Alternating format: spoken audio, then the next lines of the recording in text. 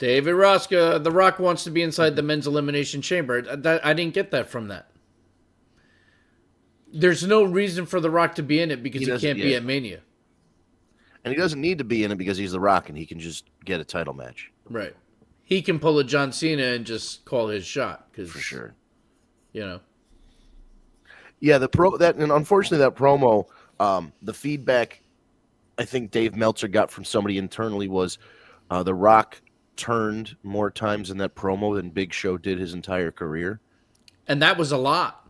Yeah, exactly. Yeah. So Big Show was turning every other week. It's the Big Show. It was a very strange promo.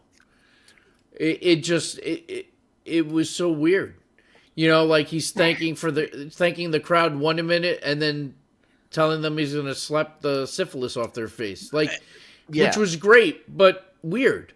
Like, you got to choose a side. But like, isn't that The Rock? I believe that this might be another evolution of him owning this persona of the boss, that he literally can do whatever the hell he wants, and he was very McMahonish. Very, and in a lot of ways. Turning into that. I see him turning into that. Part of me wonders, and it could be intentional or it could be not, is that realistically there are a lot of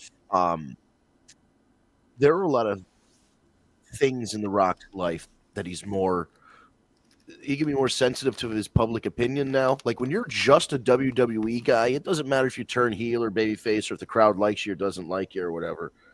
When you're a guy that's literally the biggest celebrity in the world now, turning all the way heel, like even the final boss was a heel, but really wasn't, like he was an entertaining heel. Like he can't, The Rock in real life has to tiptoe a very fine line of being a heel, but not making people not want to go watch Moana 2 because The Rock's a bad guy.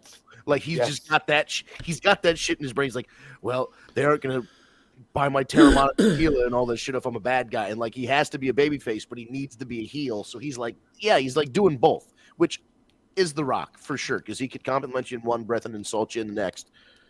And that was always kind of his thing. But this is like, this is a whole different ball of wax. It's a whole different situation because The Rock is so famous now. It was so weird. This is billionaire Rock. Right. And this is, he's not the CEO, but he's on the board or whatever. He's an executive.